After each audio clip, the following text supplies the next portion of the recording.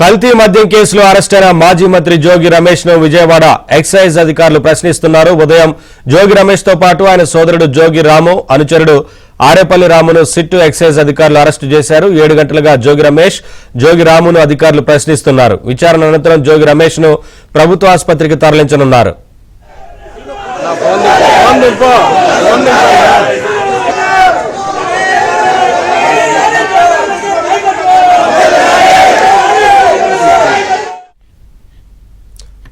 ఇదే అంశానికి సంబంధించి మరింత సమాచారం మా ప్రతినిధి ప్రసాద్ అందిస్తారు. ప్రసాద్, జోగి రమేష్ ను ఇన్వెస్టిగేట్ చేస్తున్నట్లు తెలుస్తోంది కదా, ఏంటి అప్డేట్స్? నవీన్, కల్తీ మద్యం కేసులో ఈరోజు మాజీ మంత్రి వైసీపీ నేత జోగి రమేష్ పాటు అతని సోదరుడు జోగి రామును కూడా అదుపులో తీసుకున్నారు. ఉదయం నుంచి కూడా ఉదయం ఆయన నివాసంలో 6 గంటలకే వెళ్ళిన అధికారులు దాదాపు 2 గంటల పాటు ఇంట్లో తనిఖీలు చేశారు. ఆ తర్వాత ఇద్దరిని కూడా 9 గంటల సమయంలో ఈ కార్యాలయానికి తీసుకొచ్చారు.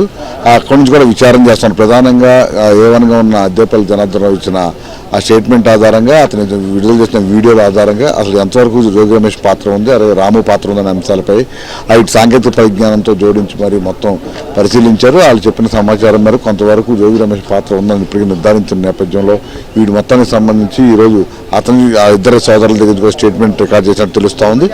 ఇక్కడ ఎక్సైజ్ శాఖ కార్యాలయం వద్దకు వైసీపీ నాయకులతో పాటు జోగి రమేష్ కుటుంబ సభ్యులు కూడా ఇక్కడ చేరుకున్నారు. మొత్తం వారందరూ ఇప్పుడు జోగి రమేష్ని మరి కాసేపట్లో ప్రభుత్వ ఆసుపత్రికి తరలించేందుకు అధికారులు అన్ని ఏర్పాట్లు చేశారు. ఆయన చూసేందుకు కూడా అభిమానులతో పాటు ఇక్కడ కుటుంబ సభ్యులు కూడా వచ్చి వెయిట్ చేస్తున్న పరిస్థితి. మరి కాసేపట్లోనే ఆయన ప్రభుత్వ ఆసుపత్రికి తరలిస్తారు. అక్కడి నుంచి కోర్టులో హాజరుపరుస్తారు. విచారణ అనంతరం కోర్టు తీసుకునే నిర్ణయాన్ని బట్టి రిమాండ్ విధిస్తారా, లేకపోతే ఈ కేసుకు సంబంధించి ఇతర కారణాలతో అతను బయటికి పంపిస్తారనేది కూడా అందరూ వేచి చూస్తున్నారు. ఇక ఈ కేసుకు సంబంధించి మనం ప్రధానంగా చూస్తే మొదటి నుంచి కూడా ఎప్పుడైతే కుంభకోణం వెలుగులోకి వచ్చిందో అప్పటి నుంచి కూడా ఈ కల్తీ మద్యం వ్యవహారంలో ఆయన పేరు ప్రధానంగా వినిపిస్తూ ఉంది. ఇక తాజాగా ఈరోజు విచారణలో కూడా ఆ జోగి రమేష్ పాత్రకు సంబంధించి ఆధారాలు పెట్టి ఇద్దరు అన్నదమ్ములు ఇద్దరిని కూడా ఎదురుగా కూర్చోబెట్టి ఒకసారి అదేవిధంగా వీడియోగా కూడా విచారణ చేశారు.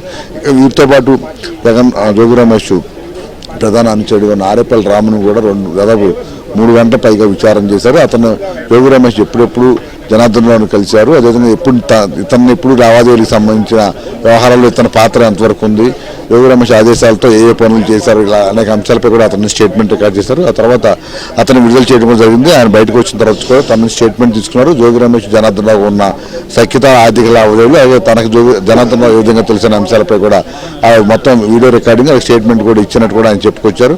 ఇక తర్వాత జోగి రమేష్, జోగి రాముల పాత్ర సంబంధించి కూడా అనేక కోణాల్లో విచారణ చేసి మొత్తం స్టేట్మెంట్ కూడా రికార్డ్ చేసినట్టు కూడా తెలుస్తూ ఉంది.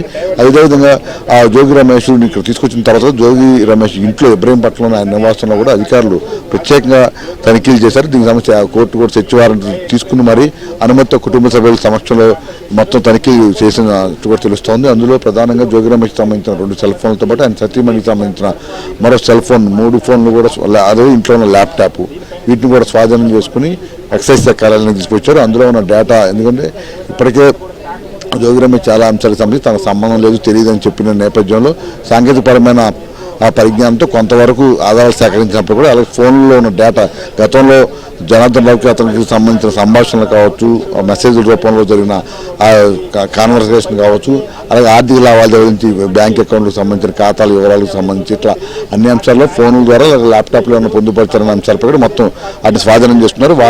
అందులో ఉన్న డేటా మొత్తం కూడా ఆ సాంకేతిక నిపుణులతో బయటికి తీసిన తర్వాత అందులో మరికొంత ఆధారాలు కూడా సేకరించే అవకాశం ఉంది. ఏదేమైనా కూడా ఈరోజు జోగి రమేష్ అలాగే జోగి రాముకు సంబంధించి ఈ అదుపులో తీసుకోవడం సంచలనం కలిగించింది. ఇప్పుడు అధికారికంగా అరెస్ట్ చూపించడంతో పాటు కోర్టులో కూడా ఆయన ప్రవేశపెట్టనున్నారు.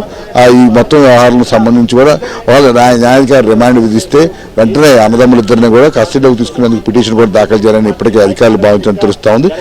దానికి సంబంధించి కూడా ఇప్పటికే పత్రాలు కూడా సిద్ధం చేసినట్టు తెలుస్తుంది. Naveen, thank you Prasad, thanks for the updates.